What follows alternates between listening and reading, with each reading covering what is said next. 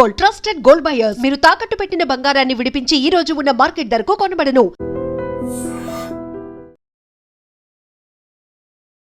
మనతో పాటుగా ఉన్నారు సీనియర్ జర్నలిస్ట్ సురేష్ కొచ్చది. సార్ నమస్కారం. బాలీవుడ్లో గత 8 ఏళ్లుగా పవర్ షిఫ్ట్ అనేది నెలకొంది. సృజనాత్మకత లేని వాళ్లే ఫిల్మ్ ఇండస్ట్రీలో ఉన్నారు. ఒక రకంగా వివక్ష అనేది కనిపిస్తోంది. ఈ మాటలన్నది ఆస్కార్ అవార్డు గ్రహీత ఏఆర్ రెహమాన్.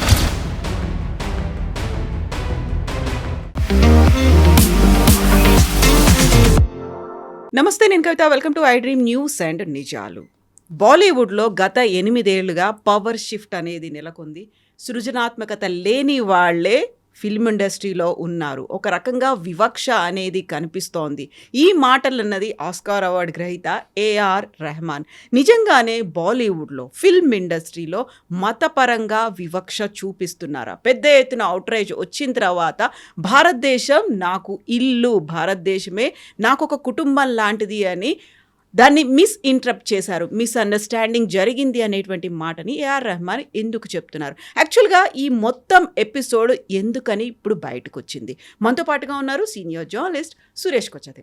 సార్ నమస్కారం. సో గతంలో మనం ఫిల్మ్ ఇండస్ట్రీ గురించి మాట్లాడుకున్నప్పటికీ ఈసారి ఏఆర్ రెహమాన్ చేసినటువంటి వ్యాఖ్యలు, అందులో మతం కోణం కూడా ఉంది అనే మాట, 8 ఏళ్లుగా పవర్ షిఫ్ట్ కనిపిస్తోంది అనేది, అందువల్లే అవకాశాలు రాలేదేమో అనేటువంటి గుసగుసలు ఉన్నాయి, బట్ నాకు మాత్రం డైరెక్ట్గా ఎదురైందని నేను చెప్పట్లేదు అనేటువంటి ఒక మాట.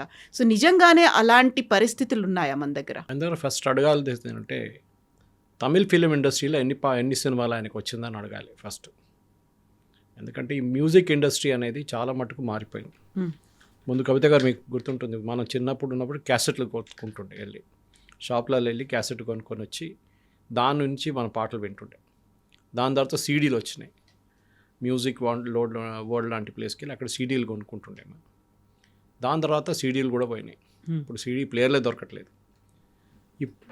దాంతో స్పాటిఫై కానివ్వండి, యూట్యూబ్ ఛానల్స్ కానివ్వండి, సారేగామా లాంటి యూట్యూబ్ ఛానల్స్ కానీ, వాళ్ళ రేడియో ఒక సెట్ వస్తుంది, అదొకటి. ఇట్లాంటి చాలా డిఫరెంట్ ఇన్స్ట్రుమెంట్స్గా మారిపోయింది మ్యూజిక్. ఫిల్మ్ ఇండస్ట్రీలో కూడా మనకు చాలా మటుకు తెలుసు, తెలుగు ఫిల్మ్ ఇండస్ట్రీలో కూడా మ్యూజిక్ రిలీజ్ అని చెప్పి పెద్ద ఒక ఫంక్షన్ ఉంటుంది. ఇప్పుడు అసలు అది వినబడట్లేదు, ఎక్కడ వినబడలేదు. Audio release function. ఇప్పుడు ఆడియో రిలీజ్ ఫంక్షన్ ఎక్కడ పోయిందో తెలియదు. లాస్ట్ టైం నాకు జరిగినప్పుడు గుర్తుంది, ఒక 2-3 సంవత్సరాల ముందు ఆ శిల్పకళా వేదికలో మొత్తం చైర్లన్నీ పలగొట్టారు. ఇప్పుడు ఎక్కడ వినబడట్లేదు అసలు మ్యూజిక్ ఆడియో రిలీజ్ అనేది. ఎందుకంటే ఇండస్ట్రీ మారిపోయింది. The way the music is delivered. ఒక ప్రొడ్యూసర్ ఆయన పరిస్థితి ఆలోచించండి. ఆయన పెట్టుబడి పెట్టేటప్పుడు సినిమాలో హీరోకి డబ్బులు, హీరోయిన్కి డబ్బులు, ఇదంతా production cost, post production cost, దానికన్నా ముందు మ్యూజిక్ సెట్ చేయడం, ఇదంతా ఉంటుంది. పెట్టిన పెట్టుబడికి కూడా రిటర్న్ రావట్లేదు. ఒక వారం కూడా సినిమా థియేటర్లో నడవట్లేదు. హౌస్ఫుల్ అని చూపిస్తారు కానీ మన అందరు తెలిసిందే సంగతి. ఇండస్ట్రీ మారిపోయింది చాలా మటు. ఏ టైంలో మన దగ్గర సి రామచంద్ర కానీ, ఆ టైంలో ఎస్డి బర్మన్ గారి అట్లాంటి మ్యూజిక్ డైరెక్టర్స్ నుంచి ఇప్పుడు చూస్తే మీకు మ్యూజిక్ డైరెక్టర్ కూడా గుర్తుండదు, పేరు అడిగితే మీకు తెలియదు. In fact Dhurandhar cinema music director నాకే తెలియదు, కానీ మ్యూజిక్ బాగుండేది నాకు తెలుసు అంతే. హక్ సినిమా కూడా నాకు మ్యూజిక్ డైరెక్టర్ ఎవరు గుర్తులేదు, కానీ ఈ పాటలు బాగుంది, నాకు నడిమిట్లా ఉన్న పాటలు బాగానే ఉంది, కానీ ఐ డోంట్ రిమెంబర్ ఇట్. ఒకసారి బయటికి వచ్చిన తర్వాత సినిమా థియేటర్ తర్వాత పాట ఏంటని నాకు గుర్తులేదు. కానీ ఇప్పుడు కూడా మీరు పాత తెలుగు సినిమాలు కానీ, పాత హిందీ సినిమాలు ఇప్పుడు కూడా మీరు హమ్ చేసుకుంటారు అప్పుడప్పుడు. మీరు విన్నప్పుడు మీకు చాలా అంటే లిరిక్స్ అంత పవర్ఫుల్ ఉండే ఆ టైం. ఇప్పుడు మ్యూజిక్ ఎట్లయిపోయిందంటే డబ్బ లోపల రాలేసి కొట్టినట్లు ఉంటుంది మ్యూజిక్. ఇప్పుడు మీకు ఏం గుర్తుండదు. ఆ మ్యూజిక్ అనేది అసలు ఎవరు పట్టించుకోలేదు. పబ్లిక్ కూడా వినడానికి రెడీగా లేరు. సరే, మన కార్లో డ్రైవ్ చేస్తున్నప్పుడు ఎప్పుడైనా ఏదైనా స్పాటిఫై పెట్టుకుంటాం, లేకుంటే ఎఫ్ఎం స్టేషన్ పెట్టుకుంటాం, లేకుంటే యూట్యూబ్ నుంచి ఏదైనా ప్లే చేస్తుంటాం. కానీ ఒక రెగ్యులర్ లాయల్టీ అని మ్యూజిక్కి పోయింది, ఎప్పుడో పోయింది అది. సినిమాలో ముందు ఒక మ్యూజిక్ అనగానే చాలా పెద్ద, కొన్ని సినిమాలు అయితే 8 పాటలు 9 పాటలు ఉంటుండే. ఇప్పుడు 1-2 పాటలు కనిపిస్తే కూడా చాలా పెద్దది అన్నమాట. సో ఆ పరిస్థితులు, ఆ ఒక సిచ్యువేషన్ నుంచి రెహమాన్ గారి స్టేట్మెంట్ ఇవ్వడం ఏంటి, ఇది నాకు ఫస్ట్ ప్రశ్న. ఎందుకంటే కమ్యూనల్, ఆయన ఒక ఓపెన్ డేట్ చెప్పలేదు. 8 సంవత్సరాలు అన్నారు. అంటే కరెక్ట్గా మోదీ గవర్నమెంట్ వచ్చిన తర్వాత ఉన్న సిచ్యువేషన్ అని చెప్తున్నారు అనమాట. అది కూడా ఎవరికి ఇంటర్వ్యూ ఇచ్చారు? BBC Hindi, Asian service. ఎవరు ఇంటర్వ్యూయరు? ఒక పాకిస్తానీ. అంత సెట్ ఇది. ఆయన ఒక దూరదర్శన్కో లేకుంటే మన భారతదేశంలో ఎన్నో ఛానల్ వాళ్ళకి ఇంటర్వ్యూ ఇవ్వకుండా ఒక ఇంటర్నేషనల్ ఆడియన్స్కి చెప్పారు ఈ మాట. ఆయనకు తెలుసు దాని ఇంపాక్ట్ ఎక్కడ ఉండబోతుంది అనేది. ఇప్పుడు దాన్ని వచ్చి నన్ను మిస్అండర్స్టాండ్ చేయడం ఏముంది? మీరు చాలా క్లియర్గా అది ఇంకోసారి రివైండ్ చేసుకుంటే కూడా మీరు వినొచ్చు. మీరు చెప్పిన మాట చాలా క్లియర్ దట్ మీకు ఇప్పుడు ఆపర్చునిటీస్ రావట్లేదు. ఇప్పుడు ఎట్లా అయిపోయిందంటే, ఒక చాలా టాలెంటెడ్గా ఉన్న మనిషిని, ఫర్ ఎగ్జాంపుల్ ప్లంబర్ అని తీసుకుందాం. ఇప్పుడు మీరు ఒక ప్లంబర్ని పిలిచినప్పుడు ఒకటి వస్తే వాడు ఫస్ట్ వచ్చి నాకు 2,000 రూపాయలు కావాలంటే మీరు బార్గెన్ చేస్తారు అంతే. నెక్స్ట్ టైం అని బిలోవర్ మీరు you look for somebody at 1,000 rupees. ఇది నార్మల్ హ్యూమన్ సైక్. ఇది మ్యూజిక్ ఇండస్ట్రీ కూడా అట్లనే అయిపోయింది. వెరీ వెరీ రా ఫార్మాట్లో చెప్తున్నాను నేను. ఎక్కడ రోజా నుంచి మొదలైన ఏఆర్ రెహమాన్, దానికన్నా ముందు Indira he did, but the actual hit was Roja. ఆ టైంలో ఎవరు ఛాన్స్ ఇచ్చారు ఆయనకి? మణిరత్నం లాంటి వాళ్ళు ఛాన్స్ ఇచ్చారు. ఆయన గురువు ఎవరు? గురువు అని చెప్పలేను, కానీ ఆయన ఫస్ట్ పర్ఫామ్ చేసింది ఇళయరాజా గారు. ఇప్పుడు ఇళయరాజా గారు ఎక్కడున్నారు మ్యూజిక్ ఇండస్ట్రీలో? కానీ ఆయన పాటలు గుర్తుంటుంది మనకు. ఆయనకు అప్పుడప్పుడు 1-2 సినిమాలు వస్తున్నాయి అంతే. ఇళయరాజా గారు కంప్లైంట్ చేశారా? నన్ను కూడా ఎవరు పట్టించుకోవట్లేదు. నెక్స్ట్ జనరేషన్ వచ్చేసారు. ఎందుకంటే మన అందరికి గుర్తుంది. కుమార్ షాను ఎక్కడున్నారు ఇప్పుడు? అల్కా యాగ్నిక్ ఎక్కడుంది? ఎందుకు మీరు you can take lot of such names. ఇట్లాంటి వాళ్ళు ఎక్కడ లేరు ఇప్పుడు.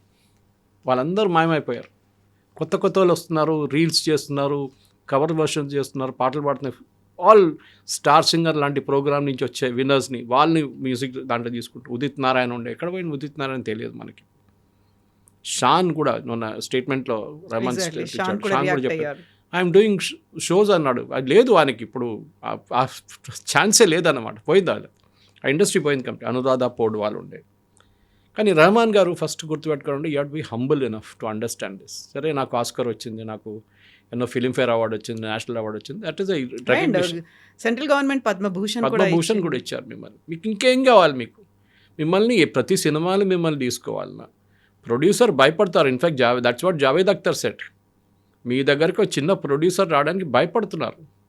ఎందుకంటే you will quote in millions, you will quote in crores. ఆయన ఇవ్వలేడు మీకు ఆ డబ్బులు, దానికోసం రావట్లేదు. That is the reason why they are not coming, not because is a Muslim. In fact మనందరూ తెలుసు, చాలామంది ప్రేక్షకులు తెలుసుంటుంది బహుశా, రెహమాన్ వాళ్ళ father was a big time music director in Malayalam cinema. Even దో తమిళియన్ ఆయన పుట్టింది, కానీ హీ వాజ్ ఒక 100 సినిమాల దాకా మలయాళంలో చేశారు ఆయన, from 1960s onwards. RK Shekhar అని ఆయన పేరు, రెహమాన్ గారి ఫాదర్ పేరు. And he was a brilliant man. కానీ ఆయన డబ్బుల గురించి ఎక్కువ పట్టించుకోలేదు. Rahman is just the opposite, he is very money minded. అది బహుశా వాళ్ళ ఫాదర్ చేసిన దానికి ఒకసారి ఏదో ఇంటర్వ్యూలు అన్నారు ఆయన, నా ఫాదర్ చేసిన తప్పు నేను చేయను, నాకు డబ్బులు సంపాదించాలి, నాకు సొంతంగా నా స్టూడియో కావాలి. ఇన్ఫ్యాక్ట్ శేఖర్ గారు ఆయన ఆ టైంలో ఫస్ట్ ఈ ఎలక్ట్రానిక్ సింథసైజరు, చిన్న ఎలక్ట్రానిక్ పియానోస్ వచ్చినప్పుడు సింగపూర్ నుంచి పట్టుకొస్తుండే, అప్పులు తీసుకొని అట్లా చేసి ఆయన తీసుకొచ్చి ఆయన మ్యూజిక్ సెట్ చేస్తుండే దానికి. దాంతోనే ఆయన చాలా మటుకు టెన్షన్లో వచ్చి లాస్ట్ 43 ఏజ్లో ఆయన చనిపోయారు. Stress, purely stress. రెహమాన్ కూడా అంగీకరిస్తున్నారు, yes my father was under lot of stress. అక్కడిక్కడ అప్పు తీసుకున్నారు ఈ మ్యూజిక్ ఇన్స్ట్రుమెంట్స్ కోసం. లాస్ట్లో వాళ్ళ మదర్ ఆర్వి శేఖర్ గారు చనిపోయిన తర్వాత ఈ మ్యూజిక్ ఇన్స్ట్రుమెంట్స్ అన్నీ అమ్మడం మొదలుపెట్టారు. కొన్ని అయితే రెంట్కి ఇవ్వడం మొదలుపెట్టారు. అంటే ఫ్యామిలీ బతకాలి కదా. సో రెహమాన్లో అదొక కోపం ఉండే. One of the reasons why the family converted possible అది ఉండొచ్చు. ఎందుకంటే ఒక సూఫీ సెయింట్ వచ్చారంట వాళ్ళది, కరీముల్లా షా కాద్రీ అని చెప్పి, వాళ్ళ ఇన్ఫ్లుయెన్స్లో వచ్చి దే కన్వర్టెడ్ టు ఇస్లాం. మరి వాళ్ళ పర్సనల్ చాయిస్. ఇన్ఫ్యాక్ట్ వీళ్ళ మదర్ పేరు కస్తూరి శంకర్ అని ఉండే, Shekhar and Kasturi was her name. Kasturi and Shekhar got married in తిరుమలలో జరిగింది వాళ్ళ పెళ్ళి. ఆలోచించారు ఆ టైంలో. సో దట్ డివోట్ హిందూస్ ఉన్న వాళ్ళు కన్వర్ట్ చేసుకున్నారు, ఇస్లాంకి వెళ్ళిపోయారు. బట్ వాళ్ళ ఫ్యామిలీలో అందరు కన్వర్ట్ కాలేదు. రెహమాన్ వాళ్ళ సిస్టర్ ఉన్నారు, ఐ థింక్ ఆ నేమ్ ఇస్ రేనా వాళ్ళ 2 పిల్లలు they are Hindus. That is the best part. GV Prakash and Bhavanishree వాళ్ళు కూడా ఫిలిం ఇండస్ట్రీలో, మ్యూజిక్ ఇండస్ట్రీలో they are good name in Tamil ఇండస్ట్రీలో. కానీ రెహమాన్ గారికి ఎందుకో ఈ ఒక రిలీజియన్ పిచ్చి పట్టింది సడన్గా. But we never objected to the fact that Khwaja పాడినప్పుడు ఎవరు వీ ఎంజాయ్డ్ ఇట్. వందే మాత్రంని ఒక కొత్త వర్షన్గా తీసుకొచ్చి ఇప్పుడు కూడా ఒక క్రికెట్ మ్యాచ్, ఫుట్బాల్స్ అన్నిట్లో అది ప్లే అవుతున్నప్పుడు కూడా we get that goose bumps moment. కానీ ఎందుకో సడన్గా నన్ను ముస్లిం అని చెప్పి నాకు పాట క్లియర్, నాకు మ్యూజిక్ రావట్లేదు, నాకు ప్రొడ్యూసర్స్ అడుగుతున్నారు, వచ్చి మళ్ళీ వాళ్ళు వెళ్ళిపోతున్నారు, వాళ్ళు కొత్త వాళ్ళు తీసుకుంటారు అంటే affordability is a fact. And క్రికెట్లో ఒక పార్లన్స్ ఉంది కవిత గారు, అది గవాస్కర్ టైంలో అడుగుతుండే. ఇప్పుడు గవాస్కర్ ఎప్పుడు రిటైర్ గారు, last became a running joke ఈయన ఎట్లా రిటైర్ చేయాలని చెప్పేసి. ఎందుకంటే ఆయన ఫ్లాప్ షో అయిపోయింది, లాస్ట్ అయినా ఆయనకు రన్స్ కూడా రావట్లేదు, కానీ రిటైర్ కావట్లేదు. సో అప్పుడు ఎవరో I think it was one of the English cricket commentator, maybe Richie Ben or somebody else asked ఈ ప్రశ్న అడిగారు ఆయన, వెన్ పీపుల్ లీవ్ క్విట్, మీరు రిజైన్ చేసినప్పుడు, మీరు రిటైర్ అయినప్పుడు అడగాలి వై, ఎందుకు చేస్తున్నారని, నాట్ వై నాట్, ఎగ్జాక్ట్ ఎందుకు చేయట్లేదని అడిగే ముందే మీరు వెళ్ళిపోవాలి సీన్ నుంచి. దానికోసం ఆ టైంలో పీక్ స్టేజ్ లో ఉన్నప్పుడు ఎందుకు వదిలిపోతున్నారు అనే క్వశ్చన్ రావాలి అక్కడ. అది రావాలి, అప్పుడే అడుగుతారు. లేకుంటే మీరు ఎప్పుడు పోతారు, ఎప్పుడు రిజైన్ చేస్తారని కాదు. సో మీకు టైం అయినప్పుడు you just melt away in to the sunset. Ilaiyaraaja happen, చాలామంది గంగా అమరన్ ఉన్నారు, హిందీలోనే తీసుకోండి ఎంతోమంది మ్యూజిక్ డైరెక్టర్స్ ఉన్నారు, ప్రీతం లాంటి ఉన్నారు, వాళ్ళందరూ ఇప్పుడు స్టేజ్ షోస్ చేస్తారు. ఇండస్ట్రీ మారిపోయింది, there is more accent on stage shows కానివ్వండి, ఇంటర్నేషనల్ టూర్లు కానివ్వండి, యూట్యూబ్లో వీడియోలు చేయడం, ఇదంతా నడుస్తుంది. ఇప్పుడు ఒక ఇండస్ట్రీగా మారిపోయింది అది. Saregama itself has reinvented itself. అట్లాంటి పరిస్థితులు నన్ను ముస్లిం అని చెప్పి నాకు పాటలు ఇవ్వట్లేదు, నన్ను మ్యూజిక్ సెట్ చేయట్లేదు అంటే it's a wrong connotation, totally wrong. అది రమణ్ గారు ఎందుకు చేశారు అనేది ఇప్పుడు ఆయన ఏదో క్లారిఫికేషన్ అంత ఇస్తున్నారు, కానీ అది clarification is not really convincing అనమాట. ఎగ్జాక్ట్లీ. వెరీ రీసెంట్గా చేసినటువంటి చావా మూవీని కూడా ఆయన డివైజివ్ మూవీగా, ఒక విభజన వాదాన్ని చెప్తున్నటువంటి మూవీగానే ఆయన చెప్తూ వచ్చారు. మనం చావా చేసినప్పుడు ఆయనకు తెలుసు కదా హిస్టరీ గురించి చెప్తున్నారని, ఆయన బీజీ స్కోర్ చేశారు దానికి. మీకు సినిమా గురించి may have a difference opinion, కానీ చూపించింది నిజమా కాదా అని ఫస్ట్ క్వశ్చన్. జోధా అక్బర్ చేసినప్పుడు అడిగారు నిజమా కాదా చూపిస్తున్నారు, దట్ ఈస్ ఆల్ ఫ్యాబ్రికేటెడ్, అంత ఏం లేదు. Akbar was not handsome fellow, ఈ వాజ్ లింపింగ్ ఉండే, ఆయనకు ఒక కాల్కి ప్రాబ్లం ఉండే, ఈ was not good looking at all. కానీ చూపించింది ఏంటి మనకి, ఓ హ్యాండ్సమ్ హృతిక్ రోషన్ లాంటి వాళ్ళు వెరీ హ్యాండ్సమ్, అక్బర్లో జోధా హిందూ ఆమెని పెళ్లి చేసుకుంటున్నారు, ఇదంతా. బట్ అక్కడ ఎవరు మనం అబ్జెక్ట్ చేయలేదు. హిస్టరీలో పాసిబిలిటీ జరిగి ఉంటుంది, హిస్టరీలో అది ఉంది, so we accept as a matter of fact. Salman Khan, Shahrukh Khan, Aamir Khan వీళ్ళు ఫిలిం ఇండస్ట్రీ డామినేట్ చేస్తున్నప్పుడు, ఇప్పుడు అంత డామినేషన్ లేదనుకోండి, ఆ డామినేషన్ టైంలో మనం ఎప్పుడైనా అబ్జెక్ట్ చేశాము? వీళ్ళు ఏదైనా సినిమాలో, చాలా తక్కువ సినిమాలో వాళ్ళు ముస్లిం నేమ్స్ వాడారు, చాలా మటుకు హిందూ నేమ్సే ఉండేవాళ్ళు. వీ నెవర్ అబ్జెక్టెడ్ సెయింగ్ మీరు యు ఆర్ ముస్లిం గా, you should use only Muslim. That's film industry is a make believe industry. దాని ప్రకారం మనం పోతే ఆ ఫ్లోలో వెళ్ళిపోవాల్సిందే మనం. కానీ ఇక్కడ ఈ జరిగిన దానికి ఒక రిలీజియస్ యాంగిల్ తీసుకురావడం, and that too from a person like A R Rahman is very very చాలా డిసప్పాయింటింగ్ అనమాట. ఎందుకు చేస్తున్నారు అది? ఆ ఫ్లోలో వెళ్ళిపోయారా, బీబీసీ వాళ్ళు అడిగే క్వశ్చన్ ఫ్లోలో వెళ్ళిపోయారా, లేకుంటే ఆయన ముందే ప్రిపేర్ అయ్యి వచ్చారా అనేది చాలా మట్టి ఇప్పుడు అడుగుతున్న ప్రశ్న. ఆయన పర్సనల్ లైఫ్లో కూడా చాలా మటుకు ప్రాబ్లమ్స్ ఉన్నాయి, మన అందరికి తెలిసింది. We never asked, industry never asked divorce ఎందుకు జరిగింది, his wife gave some statement, ఆమె ఇప్పుడు ఏదో లండన్లో ఉంటుందంటే మనకు తెలియదు, అది మనం ఎప్పుడు అడగక్కర్లేదు, ఎందుకంటే that is the personal life. అది ఒక లక్ష్మణ్ రేఖ ఉంటుంది, అటువైపు వెళ్ళకూడదు మన అసలు. కానీ ఎప్పుడు ఇదే మాట ఉంటుంది కవిత గారు, this is there in every field.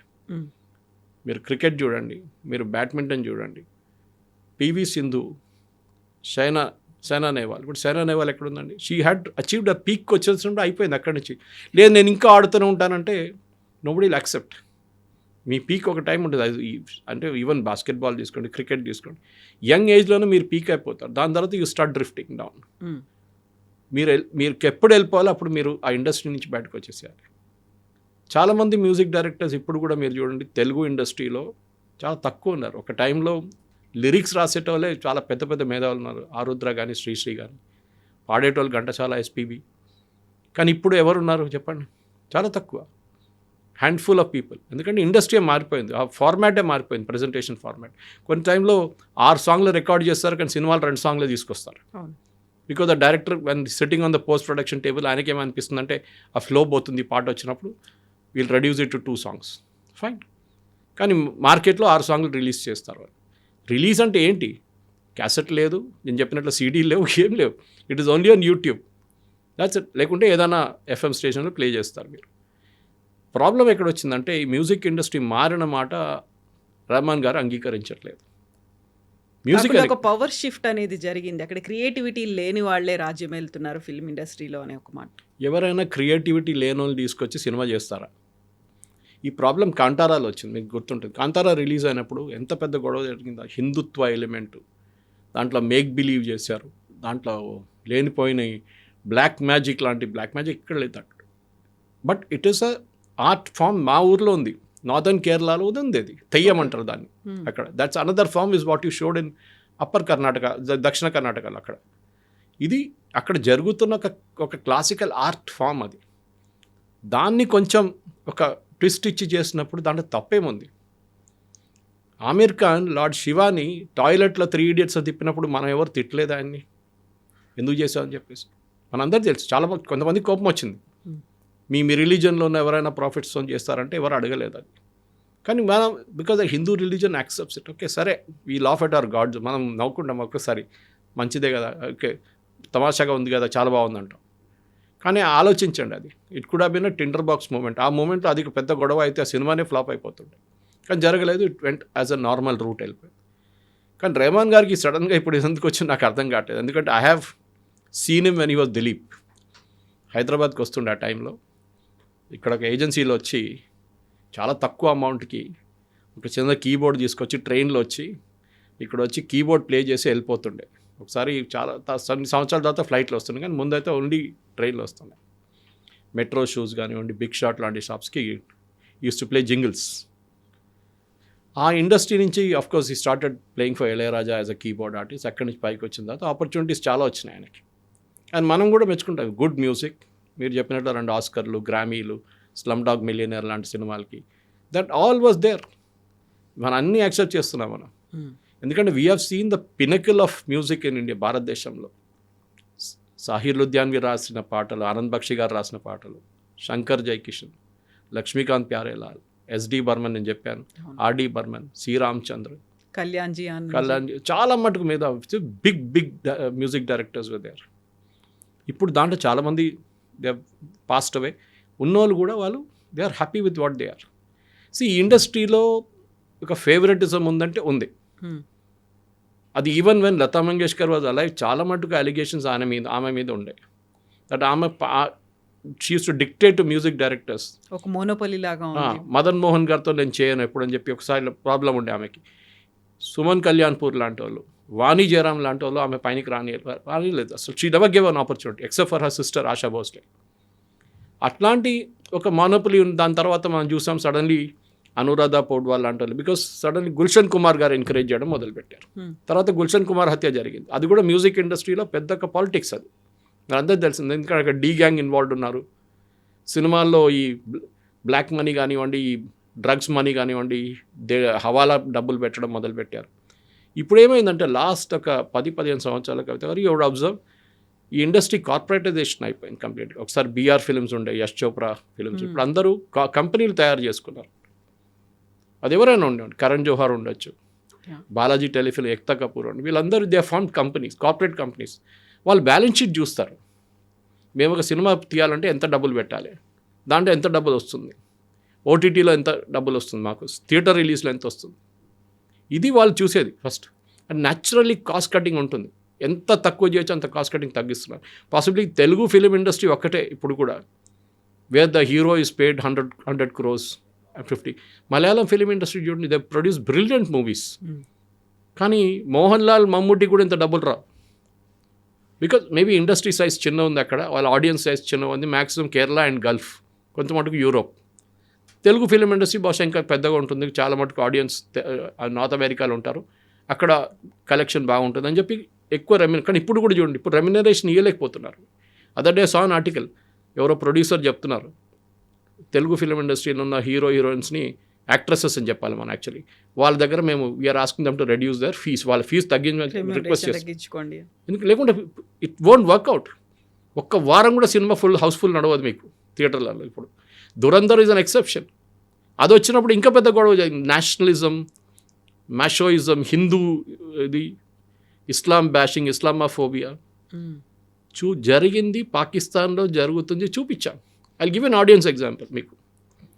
ఈ దురంధర్ వచ్చి ఒక 3 వారాలు 4 వారాల తర్వాత ద సినిమా ఇక్కీస్ అని ఒక సినిమా వచ్చింది, బేస్డ్ ఆన్ అరుణ్ ఖేత్రపాల్స్ లైఫ్. నేను కూడా వెళ్ళాలనుకున్నాను. రివ్యూ చదవగానే నాకు కూడా అనిపిస్తుంది ఎందుకు వెళ్ళాలి సినిమా, దాంట్లో పాకిస్తాన్ని హీరోస్గా చూపిస్తున్నారు, పాకిస్తాన్ ఆర్మీ చాలా మంచి వాళ్ళని చూపిస్తున్నారు, మనం తప్పు చేసామని చూపిస్తున్నారు 71లో అని రివ్యూ చదివాను. కొంతమంది అడిగాను సినిమాకి, వాళ్ళు అన్నారు Suresh you will not like it, మీరు వెళ్ళొద్దు. Word of mouth is very important. Dhurandhar లాంటి సినిమాకి I think more than publicity word of mouth. ఎందుకంటే ఇప్పుడు సినిమా రిలీజ్ చేయాలంటే కూడా మార్కెటింగ్ దాంట్లో చాలా పెద్ద కాంపోనెంట్. మ్యూజిక్ చేసిన వాళ్ళు వెళ్ళి స్టూడియోలో కూర్చొని మాట్లాడతారు, the actor and actresses will go and sit in the theatre, డైరెక్టర్తో కూర్చుంటారు, ఏ స్టూడియోకి వెళ్ళాలి, ఇదంతా నిర్ణయించేది ఒక పెద్ద పిఆర్ గ్యాంగ్ ఉంది ఒకటి. వాళ్ళు డిసైడ్ చేస్తారని ఎట్లా మూడ్ సెట్ చేయాలి, ఇది ఎప్పుడు రిలీజ్ చేయాలి, ఏ థియేటర్లో రిలీజ్ చేయాలి, ఏ ఓటీటీ ప్లాట్ఫామ్లో వెళ్ళాలా, ప్రైమ్లో వెళ్ళాలా, నెట్ఫ్లిక్స్లో వెళ్ళాలా, జీ5లో వెళ్ళాలా, ఇదంతా ఒక కమర్షియల్ అయిపోయింది. And AR Rahman making an acquisition, నాకు అది I just won't take it. ఎందుకంటే మీరు ఎందుకు చేస్తున్నారు అది రెహమాన్ గారు అడగాల్సింది. Now you're making an excuse saying నన్ను మిస్అండర్స్టాండ్ చేశారు. బట్ ఇక్కడే మిస్అండర్స్టాండ్ చేశారు అన్నప్పుడే ఆయన చేసినటువంటి అలిగేషన్స్ 8 yearsలో అనుకున్నప్పుడు లాస్ట్ ఇయరే కదా చావాలంటే ఒక బిగ్గెస్ట్ బ్లాక్ బస్టర్ హిట్ వచ్చింది. ఆ తర్వాత Ramayana is in the pipe line. అసలు మత వివక్ష గురించి అనుకున్నప్పుడు రామాయణ అనగానే ఎవరికి రిలేటెడ్ ఉంటుంది, బట్ ఇప్పుడు రెహమాన్ ఏ కమ్యూనిటీకి చెందినవాడు అనేది ఉంది. దాన్ని ఎలా తీసుకున్నారు, ఇక్కడే డిఫరెంట్ ఒపీనియన్ వినిపిస్తుంది కాబట్టి ఆయన తొలగించండి అనేటువంటి మాట కూడా సోషల్ మీడియాలో వస్తుంది కదా. దట్స్ న్యాచురల్లీ, బికాజ్ ఆయన చెప్పిన మాట అదే కదా, నన్ను నా రిలీజియన్ చూసి నాకు ఆపర్చునిటీ లేదు. రామాయణ్ చేసిన ప్రాజెక్ట్కి మీ రిలీజియన్ చూసి మీకు ఇచ్చారా, లేకుంటే మీ కెపాసిటీ చూసి మీ అవుట్పుట్ చూసి ఇచ్చారా, అది చాలా ఇంపార్టెంట్. ఎందుకంటే I forget his name, the Jewish composer, he's there in this and similar, ఆయన ఉన్నారు, is a Jewish, Rahman is a Muslim. అడిగారు ఎప్పుడైనా హరి నేను పని చేయను పో, గాజా ఉండి అదే జరిగింది ఇది జరిగిందని? కాదు, మ్యూజిక్ ఇస్ మ్యూజిక్ అంతే. మన దగ్గర ఖయామ్ చాలా మటుకు ముస్లిం మ్యూజిక్ డైరెక్టర్స్ ఉంటాయి.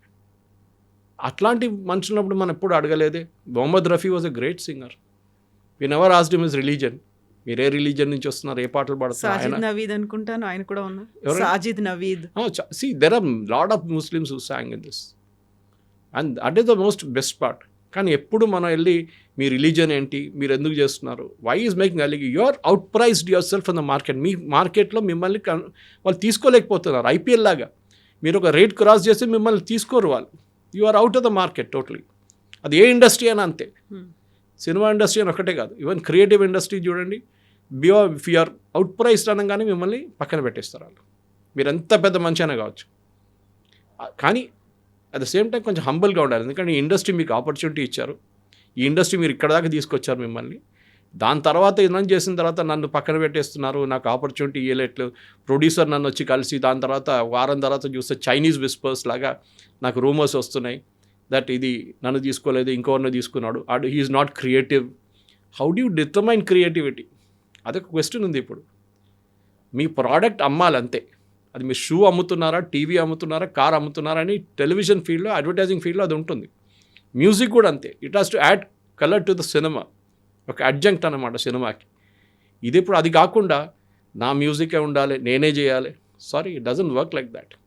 అండ్ రెహమాన్ గారు ఈ షుడ్ రియలైజ్ దట్ లోకం మారిపోయింది, entire film industry has change, specially last correct అని చెప్పినట్లు లాస్ట్ 8 years అంటే లాస్ట్ 5 years కూడా, వేరే ఓటీటీ రిలీజ్ మీకు ఎక్కువ డబ్బులు ఇస్తాయి సినిమా థియేటర్ రిలీజ్ కన్నా.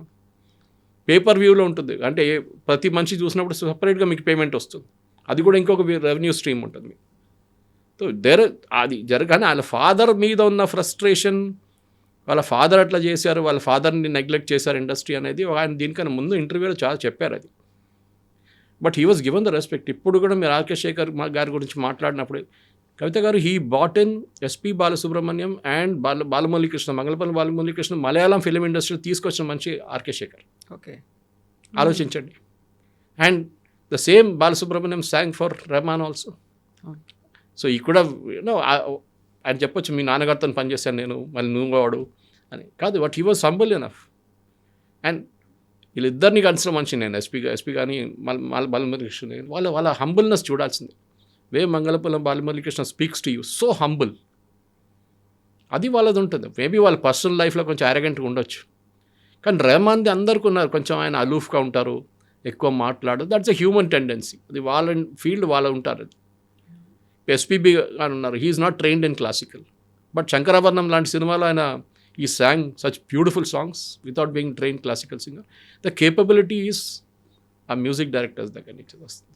అదే కదా ఆ టైంలో ఉన్న డైరెక్టర్స్ దగ్గర నుంచి వాళ్ళ కేపబిలిటీలు ఉంటుంది. కానీ రెహమాన్ గారు ఇప్పుడు చేసిన దానికి నాకైతే I'm not at all in sync. In fact the entire industry, Kangana Ranaut అన్నారు, ఒక స్టేట్మెంట్ ఇచ్చారు, వినుంటారు, చదువుంటారు. అది ఎమర్జెన్సీ ఫిలిం ఆమె తీసిన ఫిలింకి మ్యూజిక్ సెట్ చేయడానికి రెహమాన్ గారి దగ్గర వెళ్తే ఈ set I won't do music for propaganda films అన్నారు. అప్పుడు ఆలోచించండి ఆయన మైండ్ సెట్. ప్రాపగాండా ఏముందండి ఎమర్జెన్సీలో, ఏం జరిగింది అదే చూపించారు. మీకు నచ్చకపోవచ్చు, you might not like the political philosophy of BJP or any right wing party, are మీరు ఇందిరాగాంధీ సపోర్టర్ ఉండొచ్చు, అది కూడా ఉండొచ్చు. కానీ కంగనా రనౌత్ దగ్గర వెళ్ళి నేను ప్రాపగాండా ఫిలింకి మ్యూజిక్ సెట్ చేయనంటే దాట్ షోస్ యువర్ బయస్. అంటే మీ థింకింగ్ ఒక్క వైపే ఉందన్నమాట మొత్తం. And that is very very clear in case of Rahman. You should realise ఇప్పుడు ఇండస్ట్రీ ఎట్లా రియలైజ్ అయ్యారు కదా, దానికోసం రియాక్ట్ అయ్యారు. ఆయన కవిత గారు మీరు ఇప్పుడు చూడండి, రీల్స్లో, ఇన్స్టాగ్రామ్లో చిన్న చిన్న పిల్లల నుంచి యంగ్స్టర్స్ నుంచి everybody is becoming a music star. మీకు అక్కర్లేదు. చాలా నాకు డౌట్ వస్తుంది, నెక్స్ట్ 5 సంవత్సరాల తర్వాత, 3 సంవత్సరాల తర్వాత సినిమాల పాట ఉంటుందో కూడా డౌట్ఫుల్. కంటెంట్ మీద నడుస్తుంది అంతా. హౌ పవర్ఫుల్ ఒక మ్యూజిక్, ఒక అడ్జంక్ట్ ఉండొచ్చు. హక్ అని సినిమా వచ్చింది చూడండి, ద మ్యూజిక్ ఈజ్ దేర్, ఎక్కడో ఫ్లో అవుతుంది అడ్మిట్లో, it nothing related to the scene. పాట వస్తుంది, పాట పోతుంది అంతే. But the content is very very important. మీరు ఎట్లా కంటెంట్ డెలివర్ చేస్తారు, అది మనం దురంధర్లో చూసాం, ఎంత లౌడ్ మ్యూజిక్ ఉంది దాంట్లో. ఇన్ఫ్యాక్ట్ నా బ్రదర్లో మిక్స్ చేశారు final mixing. He was telling me about how Haq ఆయన చేశారు music final mixing. And when you was comparing హక్లో చాలా ప్లేసెస్తో సైలెన్స్ ఉంది. So I asked him, my brother in law Ajay Balakrishna, అడిగాను నువ్వు సైలెన్స్ ఎందుకంటే director wanted it that way అన్నారు. అట్ ద సేమ్ టైం మన దురంధర్ చూడండి, సౌండ్ ఉంది, కానీ దాని that movie was also hit, దాంట్లో డౌట్ లేదు. So it is up to the music director. అది రెహమాన్ గారు చావాక్ స్కోర్ చేసినప్పుడు వీ నెవర్ ఆస్క్డ్ హిమ్ మీరు ఎందుకు చేశారు ఇట్లా అని చెప్పేసి. బికాస్ ఆయన చాలా మంచిగా slumdog millionaire and all the classics, no doubt about it. కానీ ఒక టైం అయినప్పుడు you should hang up your boots అంటారు ఇంగ్లీష్లో. ఆ బూట్స్ పక్కన పెట్టి, okay I had a good life, మంచిగా సంపాదించుకున్నాను, now let me relax, I will now ఏం చెప్తారు, అప్పుడెప్పుడైనా ఒక సంవత్సరంలో ఒక సినిమా చేయడము, లేకుంటే ఈ చెప్పినట్ల వెళ్ళి ఏదైనా కాలేజ్లో టీచ్ చేయడం, అది ఉండాలి. అది కాకుండా ఇట్లాంటి లోడెడ్ పొలిటికల్ స్టేట్మెంట్ చేసేది ఐ థింక్ చాలా తప్పు చేస్తారు. Thank you so thank you much. Very much. Thank you. And for more videos, Please subscribe to iDream. Please subscribe to iDream. Please subscribe iDream. And please subscribe to iDream. For more videos, subscribe to iDream. please like, share and subscribe to the channel. Congratulations, iDream. Subscribe to iDream. Subscribe to iDream. So subscribe to iDream Media. iDream team andarki huge congratulations. Please subscribe iDream Media. Please subscribe to iDream. Subscribe iDream. Please subscribe to iDream. iDream అంటే నా కళల ఛానల్ను subscribe చేసుకున్న నోరు తిరుగుతలేదు, మీరైతే గంట గుర్తు కొట్టండి. For more such videos, please subscribe to iDream. Subscribe to iDream. Please subscribe to iDream. Please subscribe iDream Media. Please do subscribe to iDream. Please subscribe to iDream Media. For best entertainment and information, please subscribe iDream. And don't forget to subscribe to iDream.